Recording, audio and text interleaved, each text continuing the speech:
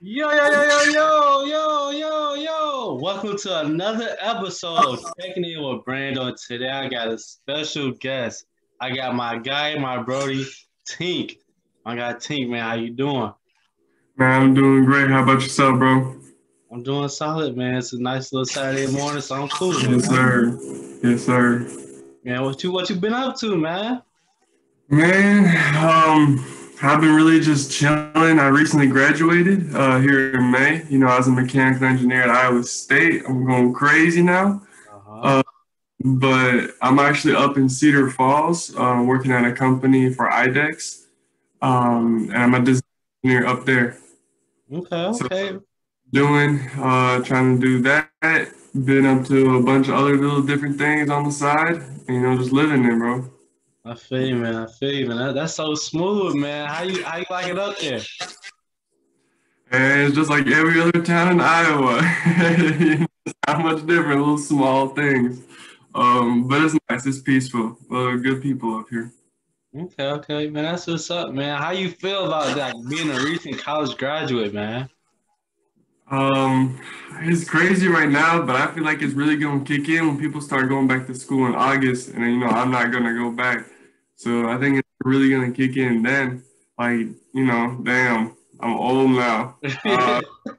Oh, I've been through it, but it's nice to, come home from work and not have to like continuously work. Like I don't got to study for nothing. I could really just, so I think that's probably the best part. I got more time to myself, I feel like. Yeah, man, that's so real, man. That's such a huge accomplishment too in itself, bro. Uh, Being a college graduate, like, come on, man. yeah. Mhm. All those Ooh. long nights of studying this and that, you good, nah? No, the thing I would like to say I would miss is just hanging out with friends as much as I did, and teeing up on the weekends. It's gonna be a little different now. Yeah, yeah, that's true, man. That's true, man. But how far is Cedar Falls from Ames? 1.5 hours. So Okay, okay. it ain't bad, but at the same time, make that drive every weekend, Oh it gets kind yeah. of. Yeah, that's a little minute, man, bro. What's some of the life lessons you've learned, like that you're taking into your life now that you learned at Iowa State, bro? Man, I'd say the top things that I think about, and I think about this on an everyday basis, is learn from your mistakes and your Mm, experience. That's the biggest thing. I learned that from my dad. So I've been, thinking about that since early days of high school. Because to be honest, you know, you can't really learn. Like if you're doing something right, you can keep doing it right. You feel me? But if you do something wrong, you have a chance to improve yourself. And I think that's exciting to improve yourself, constantly. Because another that I learned was that the goal in life is to learn something new every single day. So improve yourself by 1% every single day. mm-hmm. So those are some key things that I've always ran by. Um, because I mean, to be honest, like if you're doing that, there's no reason for you not to improve.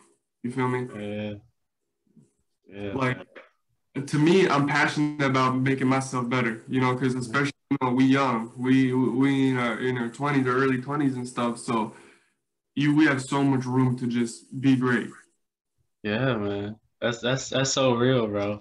That is so real. Man, Yeah, and I enjoy hearing you talk about like working on yourself and like just making sure like you grow and you become a little bit better than you were the day before because if you do that, man, like from like personal experience, like, I can look back and say, damn, like I really grown as a person. And like you hmm can really see it like it's so crazy, bro. man, it's crazy. What are some that you think of and you run by some life lessons? Bro, something that I took away from school, bro, is like just be in the now, you know, and just appreciate each and every moment because you don't know what's Sure. next. And what's already passed, you can't change it, you know. So just be there in the now and just embrace it all, you know. Man, for sure. I definitely agree with that because I mean you can't run time back. You really you, Facts. You definitely gotta, appreciate the moment, like you said. Yeah, man, that's true. And it's like, bro, like, how did you develop that mindset to be like, I can learn from my mistakes and my past experiences? Um, so because when I see something, see, it's incorrect in my mind. It might not be incorrect in other people's minds. Mm-hmm. But when I see something that I think I like, it could be done better. Yeah. Like to me, to acknowledge that you could do something better and not act on it, Mm-hmm. um, is worse than acknowledging it and acting on it. It's like Mm-hmm. it just don't make sense to me. Now, getting stuff started or like habits or things you want to do is definitely difficult, and Yeah. I'm not, I'm not, I'm acknowledging that too. I'm not saying that everything's easy. Mm-hmm. It's just when you see something that's wrong or that can be improved, why not do it? Like the only thing stopping it is you. No, Mm-hmm. nothing in the way. So like, why would you limit yourself? Honestly, why? Yeah. So, Yeah. so given that, and then what really solidified that, I watch Kobe videos a lot, Okay. man, and RIP my man's. Mm-hmm. But he once said a video that he said he doesn't believe in failure. He doesn't know what failure is, and I try to what that really means because failure is a thing. But in reality, what he was talking about is you only fail if you do the same mistake twice. So if you do a mistake once, you didn't really fail because you can just Mm-hmm. learn from it and do it again. So if you do it again, then you failed.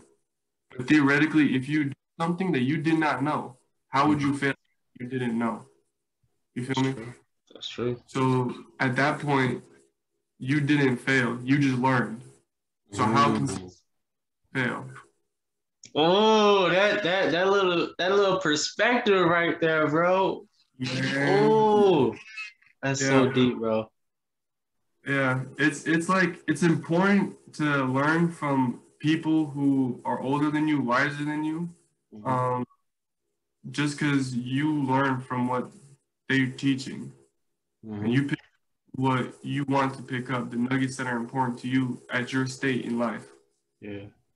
I'm not going to talk about retirement right now, or Mm-hmm. like I'm not going to talk about deep things, like 20 years down the line, because I'm trying to focus on me right now.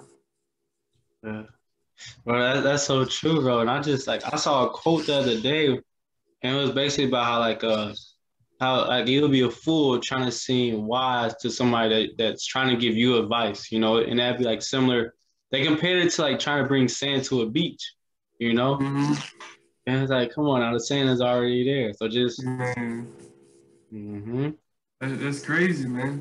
And it really started with my dad just teaching me those ways of just learning from your mistakes. Like, think before you do something. That's the biggest phrase that my dad and my mom used to tell me. Um, it just kind of stuck with me. So I don't know. It's just something you run with. You just catch what you can. Yeah. I feel you in that. I feel you in that, man. Like what like can you talk about like the impact your parents have had on your life and these different quotes that they told you and like you live by now? Like what's some more of them quotes, man? Some more of them gems they laid upon you, man. Um, I mean, it's just like things that just add up throughout. Like work for what you want. You got to earn stuff. Just can't be given to you. And then a brief history on my parents' life. So I'm Bosnian. I guess I should have introduced myself. Also, I'm Tarek Pashalic. I'm Bosnian, but I was born in New York. My parents are from Bosnia. So the reason why they came to the United States um, is because the war that broke out in the 90s in Yugoslavia. So they refuged to Germany, and then my aunt pulled my family, and I wasn't born at the time, to New York. So my parents literally came in with nothing. So like Mhm. refugees, and then because of the system, in order to do something, they got a loan. Mhm. Um, you ain't got nothing, you got to learn. So they learning the English language, trying to catch up to life. Mhm. Um, And literally, they moved to Iowa. They're living both successful jobs. My mom is a teacher, elementary teacher. Yeah.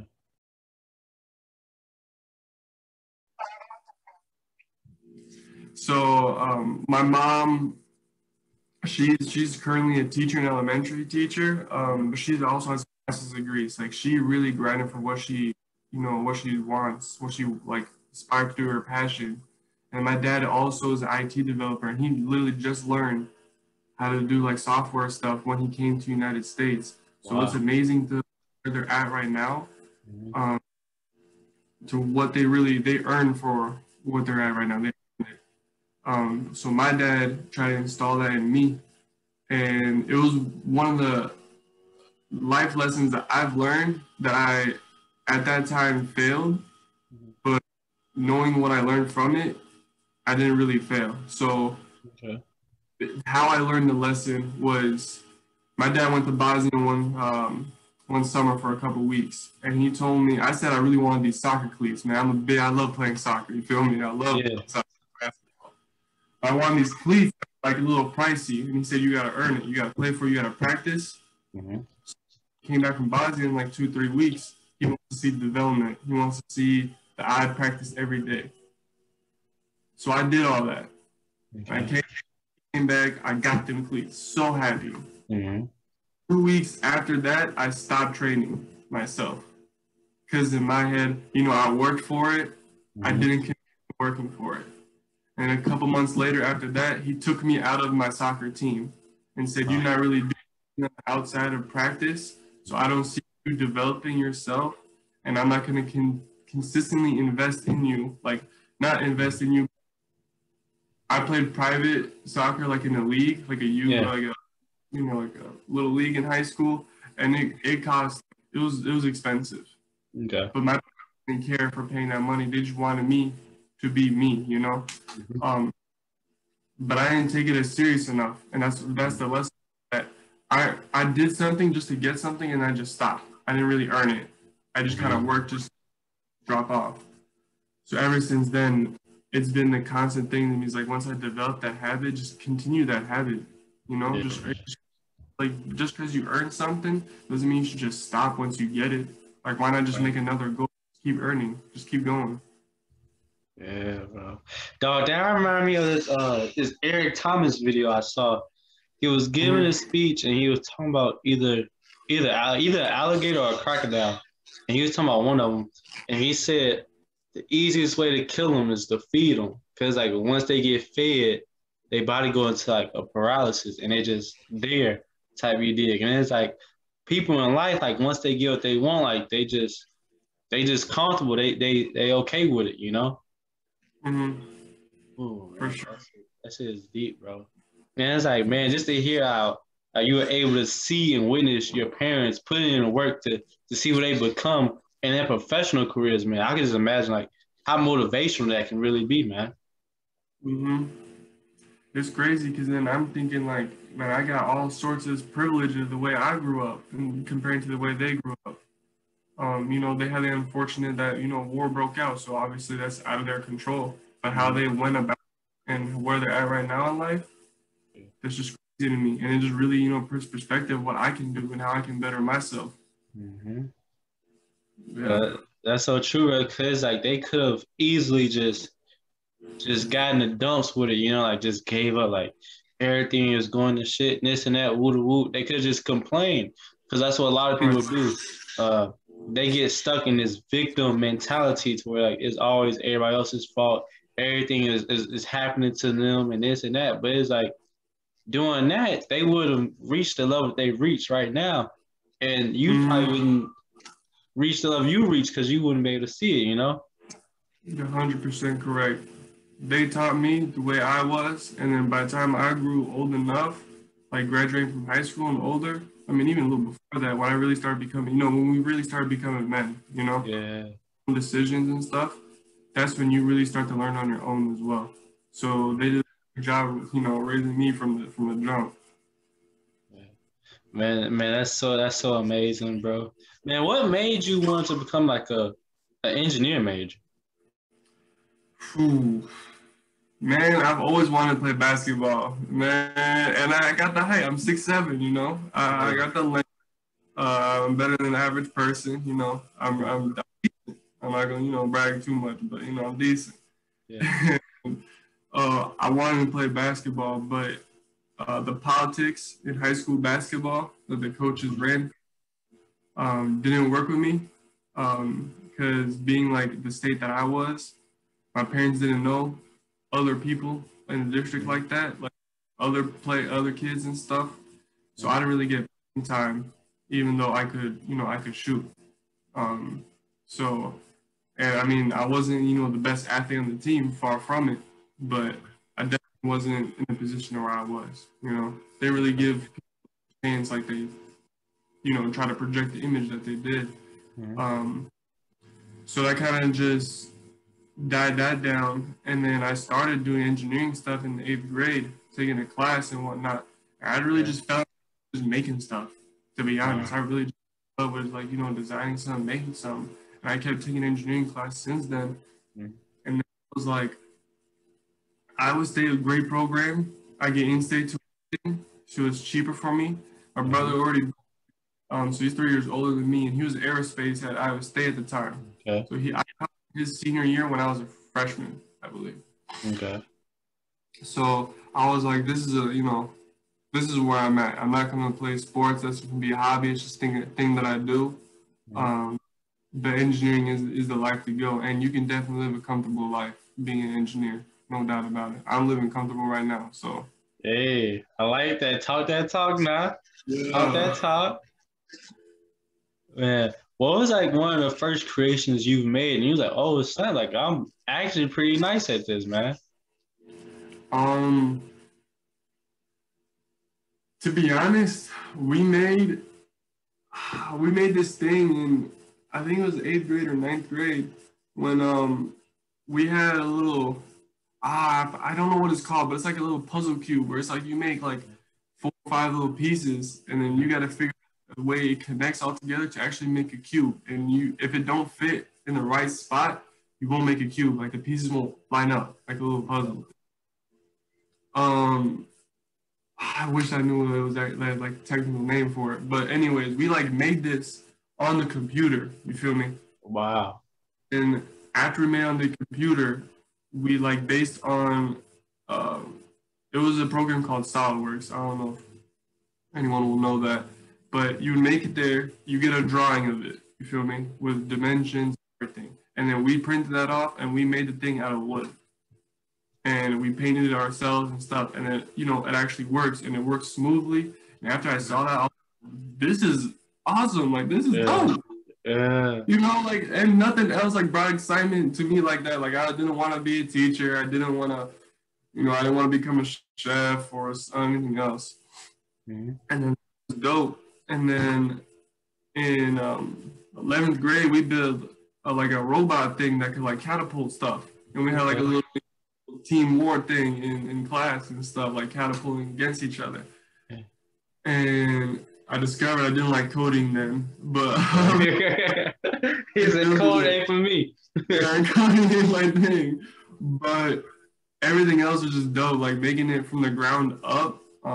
It's just amazing what your mind can do when you start thinking about something and then the finished product. And the most exciting part about that is the journey. Like the journey is literally the most amazing thing in anything you do, because you really like in what you do. So when I reflected, I was like, yeah, this is exactly what I want to do, no doubt about it. So after that, I was thinking about specific things I wanted to do, and I love cars, and I was trying to chase automotive engineering. Yeah. But that's a very specific field, and I would have to go state for that. So I thought of myself, because I really just enjoy making stuff in general, I would go mechanical, because that's broad stuff. It's very broad in engineering. I could really go in any field. Like my demand for me is always there. And then, I can always look for that automotive when I want to. Okay. So that's the biggest thing, bro. Okay, man. I love to hear it. I can see the excitement on your face when you started talking about engineering, how you got into it, man. That's so dope to see, bro, man. how was it like growing up in Iowa, man? Because I know when I came to Iowa, like for school and stuff, like man, it was completely different from the city, man. Yeah, completely different. I bet Chicago different. Chicago though, and I love Iowa too. Um, it's just, I mean, I moved to Iowa when I was 5 years old, so I mean, I really didn't remember much about New York. Okay. Every time I visit back my family that's still out there, my aunt and cousins. Um, but Iowa just, how I like to say is peaceful. Where Iowa never makes the news. You feel me? Yeah. Like bad stuff, tragedies. Iowa does not make. Unlike COVID, we were just apparently ass out at the beginning. But Iowa's a very peaceful and nice place to actually like enjoy yourself and enjoy people around and really like calm team, and financially cheaper than a lot of places. Mm-hmm. And I do like that. The only thing is, I don't know how I really got to be, and I don't know if there's in inner New York in me. I'm a city kid. I personally like the city. I just like the city just because there's more things to do, more people, and I love a good car community. And the car community in Iowa ain't really all there. Ain't his, man. It ain't there, but in cities and stuff, it's definitely there. So it's nice just catching up with people like that. But to me, Iowa's a great place to either start up and really work on yourself before you move to something bigger, or it's a place to come back to after you've achieved many goals in your life and you can just relax. Okay. That's how I look at Iowa. I personally do not want to be here my whole life. Okay. I really. So I eventually will move to the city, no matter which city will claim me first. You feel me? Okay. I hear you, man. And it's like, bro, like talking, like hearing you say how peaceful, like living in Iowa is, like, bro, like the time I spend in Iowa is like some of the most relaxing times I've had, bro. You know, because it's like a slower pace. You know, and it's like you can really, and like the scenery too, bro. That's I'm not gonna lie, Iowa scenery, especially like during like the spring season, you know, before like it's too hot, you know, man, something beautiful. Something beautiful. Yeah, it definitely is beautiful. It definitely is beautiful and it is nice to see. But then again, these farmlands are tough. It's tough driving interstate. All you see is farmlands. It gets kind of boring, but other than that, no, it definitely is beautiful. It is a slower pace, which is nice and more relaxing, like you said. Yeah, bro. And it's like, bro, like I feel like cities like Ames, certain parts of Waterloo, like Cedar Rapids, I feel like those cities are like they're like perfect to where it's like it's not too big, but it's not small. It's not crazy small either. There's a social scene, you know, and you can still go out to, like if you want to go out to eat and stuff. Like you don't have to be like, damn, there's only this one restaurant in town. You know, there's fast food chains and stuff you can go to. So it was pretty cool. And I remember like the summer I spent in Ames, boy. That was like one of the greatest summers of my life. I'm not even gonna lie to you, bro. I had a blast, bro. Man, I wish I could have been there. I wish we could have been there. Yeah, you definitely. Yeah, Ames was. Yeah, I know. I used to remember watching y'all on the story, Snap story and stuff. I was like, damn, I wish I was there with y'all. Y'all were going crazy, though. But I'm not gonna lie. One of my favorite parties I've ever been to was the first time I came up to Iowa State, bro. And we went to that party. I was it was in one of those apartment complexes, bro. That joint was so smooth, but it was packed at the same time. But it was a good time. They had good music and everything, bro. Like that joint was so smooth, bro. Yeah, for sure. For sure. Man, I've seen it different up here. That's true, man.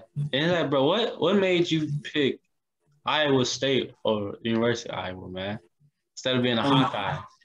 Man, Iowa State.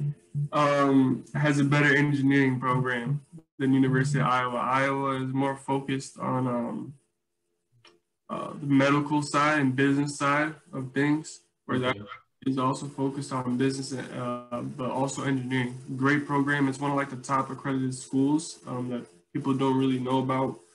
Um, but also, man, the biggest thing is really just that tuition, because Okay. education is not cheap. It's facts. It's facts. Because the other school I was considering or even looking at was Michigan State. Okay. 'Cause very automotive degree and just a great like engineering degree in general. But the tuition there was like 50K or like 40K. Crazy. Crazy. And I'm Ooh. like just looking at that number, like I'm just thinking that's a loan right there. Mm-hmm. But Iowa State, I would be getting pretty much the same degree, like the same Mm-hmm. engineering degree. I can really work with that just as much as I can work with a Michigan one. Yeah. Over here paying like 15, 12, Okay. significantly less. Mm-hmm. So that's something I recognized, and I was like, listen, I'm also close from home. I'm 40 minutes from my parents' house, Mm-hmm. and a good portion of my friends are still in Iowa, you know? Yeah. So I lived in the dorm because I didn't want to live with my parents. I wanted to experience, being on my own. Yeah. It was so close. I didn't visit too often in the beginning. I actually visited a lot in your year. Um, but I think that was the best experience for myself because I already know the location, the area. Like it's Mm-hmm. not foreign. And I was really able to find myself in Iowa Okay. State. Um, and Iowa State, I don't know, it really just came down to that, the finances, and then what I could really get, from there. And then my brother was already there. Okay. Um, I looked at that, but I didn't really use my brother much for help because I mean it was between classes, like it wasn't anything bad classes, it was the basics of the intro stuff. But I like knowing that he was there, and if I needed help, he would come and help with anything. So definitely having that security was also there. So I didn't really experience it the way other kids have in out of state, especially international. Yeah. Um, but I made the best circumstance, best scenario for me, and to Okay. me, I do it all over again. Okay. I hear you, man. I hear you, man. Like, how was that growing process of you finally being on your own? You're not always having to like depend on your parents. Um, when I realized I had to start getting food for myself and cooking for myself, I was like, damn, it's amazing, and it was always there, and I miss it. And every time I go out to this day, they still cook for me, and it's amazing.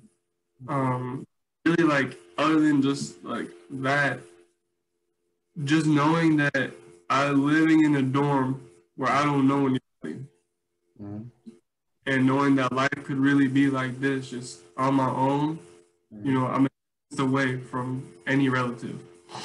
Ooh, Um, and I guess going through that mindset of like I have to start making decisions for myself. I'm really more accountable on myself now because in high school or something, if I dropped the ball, my parents would know and they would get me right. yeah. Here, I could drop the ball, but it's much easier hiding it from them Mhm, or just falling off completely and then until it's too late when they'll figure out, and then it's hard to pick up from there. So really like being able to focus on yourself, acknowledge your faults and like how you can mhm. improve just what you're already doing well, Yeah. um, was definitely what I learned, especially my first year. And then Okay. I got into my serious relationship right off the bat, which was Mhm. amazing. But I really wanted to be in a relationship, so Yeah. I definitely learned a lot too there. So that was all Okay. amazing. Man, that's what's up, man. That's what's up, man. What did you learn about yourself in that process? Because I remember when I first got to campus, like after the first couple of years or so, like I really realized, like, oh snaps, like this is all on me, and I'm like I'm actually like I work harder than I really realized. Like I didn't realize my work ethic was pretty solid until like I was really out there on my own type.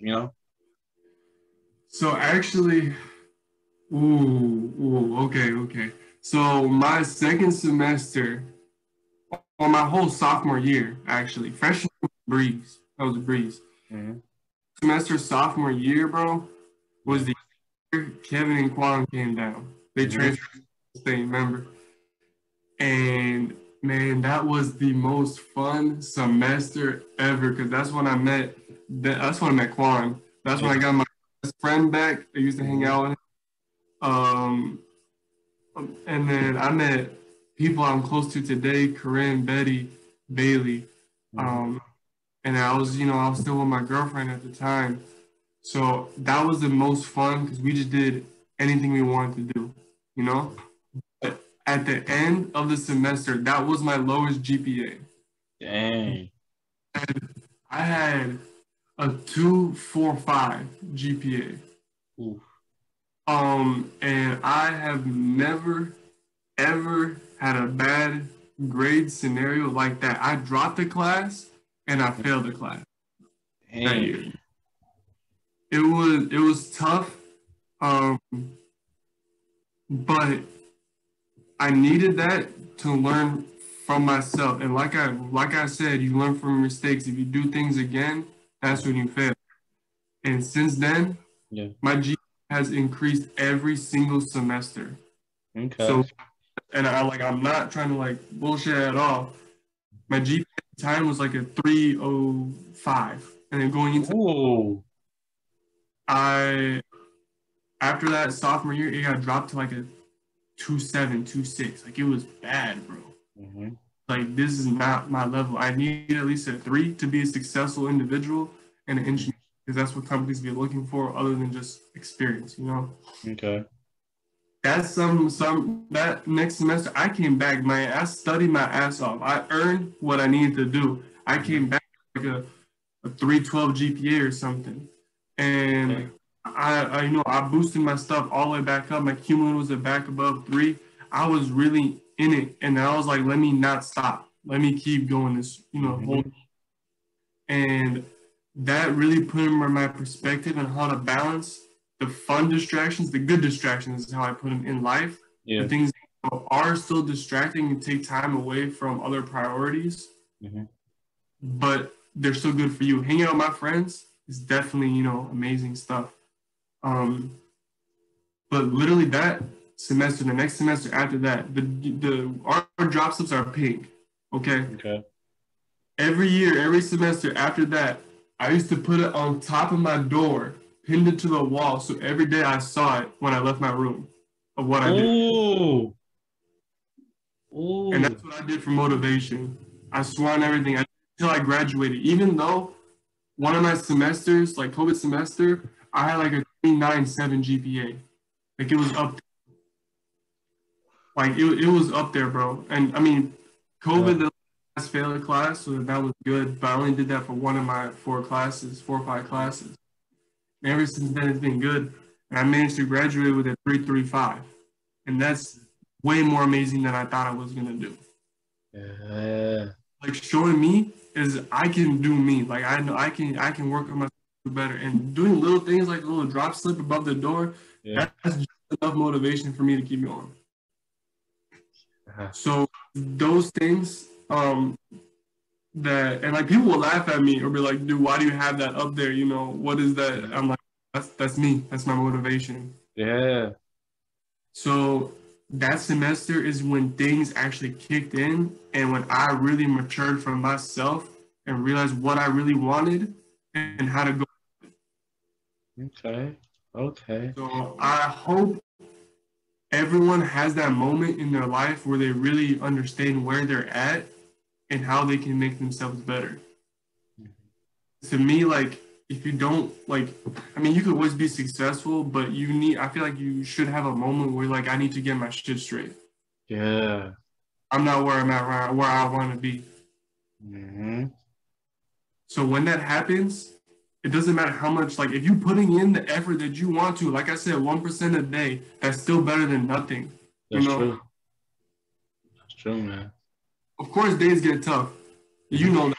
Everybody know that. Days, Facts.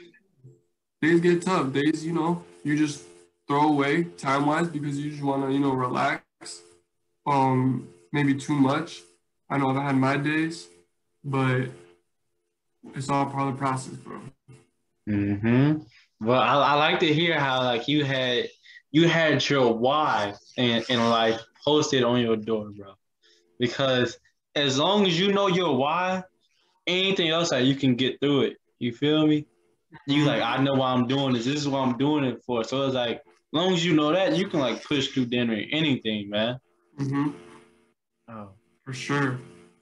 yes, sir. My dog telling that story of resilience, bro. That shit is like it's just really just hit me like, yeah, bro. And my boy Yeah. said during COVID, he had a 3.9. Like, wait, what? What? Bro, who's doing that, man? And life really surprises you, you know, what it throws at you, you know, it really surprises you on what you can do. And acknowledgement is like one of the biggest things. That's true, bro. That's true, bro. And it's like it kind of like shows us how like sometimes you have to hit rock bottom just to bounce back, bro. Mm-hmm. Ooh, that shit, boy, you got me. How you make me want to go do some push-ups, man? Come on, my guy, man. Bro, what's some lessons you took away from like the COVID, this whole COVID pandemic and stuff, man? um, hmm. Hold on to your dear ones, to your close, Mm, for sure. Because you never know what could happen, which is crazy. I haven't really had anyone close to me pass away from COVID, um, but I'm not gonna think that COVID's not a thing because no one happened to me closely. You feel me? that's true.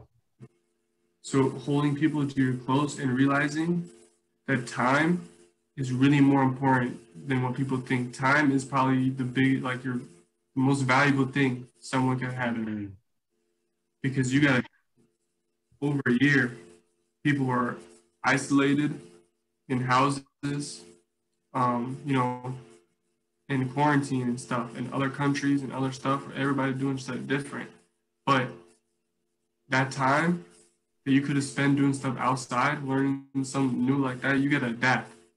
mm, So having the ability to adapt to circumstances is also very, very crucial. You know, you got to be able to think on your feet, it's true. because, and I mean, if you like what you do, you got to take your time to learn. Like I started learning about stocks during COVID. I Okay. stocks like a few months before that. So I mean, before COVID was a thing, I literally started. And I was a very big amateur in stocks. And when COVID hit, I was like, damn, I'm about to lose all my shit. Mm-hmm. You had to research like smart stuff to do. So I'm back at it. Like I've been grinding through all through it, and I'm good. I'm so good where I'm at. Um, but you have to take time to learn and like use that time that you had on your own, Mm-hmm. and you could develop something from it. It's true. Even in the bad circumstances, you can do good things. Like Mm-hmm. it deals with what you want to limit yourself with. And if you choose not to limit yourself, Mm-hmm. you're literally golden. So COVID has really taught me to be closer with my people, and take the time to know them, get to know them, how to make everyone better if they want to be better. Not Okay. everybody wants. So you have to learn how to pace with other people, which I'm still learning today. I do have struggles with some of my friends and trying to. I want to do more for them, but I Mm-hmm. can't put effort for them. You feel That's me? facts. That's So facts, bro. you have to learn about stuff like that. But um, and then I also like think about like COVID babies or like people are going into college freshman year during COVID when it's virtual, how their life is, you know, Mm-hmm. growing up, but in reality, they're still at the crib quarantining, or like going through this whole pandemic is something like it's literally crazy. It's bigger than what people, what majority, actually, I don't know, people think it is very big, and I think it's very big. Mm-hmm. But you know, all jokes aside, it's serious, and you got to be able to do what you got to do. Yeah, man. That's so true, bro. And it's like hearing what you said about how like sometimes you don't want to help people, but it's like they're not doing the work for themselves, and like that's something else I'm learning like how to deal with stuff, you know, because like you said, like you can't want it for somebody else, and it's like you trying to help somebody that don't want to be helped, you just end up harming yourself in the process, you know. Exactly, exactly, and then you get frustrated with yourself. Mm-hmm. Yeah, So it's a tough thing, but you know, you should learn from it. that's very true, man. That's something I'm working on the process too, my guy. So I completely felt you when you said Yeah, that, man. And yeah, it's like even like when you say like how COVID is serious, it's like it's kind of surprising. I see like how I see like certain people like joking around with it and this and that, but it's like I get that you don't want to always be like a Debbie Down and this and that. So I get that have your jokes here and there, but it's like COVID is like a real thing. Like people are dying from this. It mm-hmm. isn't like somebody just made this up and this became like a Exactly, viral joke, you know? Like exactly. this is really affecting people, man. Yeah, I definitely agree with that, man. Now, some of these jokes are funny as shit. I'm not gonna lie. Twitter is hands down the best social media app. Oh Them yeah. are funny. Yeah. You're right. It is a very serious thing. Yeah, man. Bro, is there anything else, man, you'd like to say to the people before we dip off, man? Man, keep grinding. Like with the phrase "grind never stops." Literally take that seriously. I literally wrote a speech about it in my speech class during one of my classes, and grinding never stops. Some people didn't take me serious when I said that, but I'm telling you, grinding never stops. When you improve in something and you become that dude, that you know that or that person in general, find your next thing that you're chasing. Ooh, Don't. I like that. I That's my like little joke. I like that, man. Let everybody know where they can follow you at, man. Ooh, I didn't know my social media like that. Hold up. I didn't know my social media like that. Go ahead, let them know where to follow you, where they contact you at, man. So, I mean, you can really just follow me. My last name, so Pasalic, and then my first name Tariq. Um, that's just my Twitter handle. Nothing, you know, nothing serious. Okay. Um, so other than that, I mean, just keep thugging. I You got you, know, man. Bro, I appreciate you taking the time out of there to come on the show, bro. And this was a great convo, man. man, I appreciate you inviting me to All American. I definitely appreciate it. No problem, my guy, man. That's it for the latest episode of Checking In with Brando. Go check out more content on our YouTube channel, All For American sure. State of Mind, and enjoy the relatable conversation that we have with different people. Yes, sir. For sure.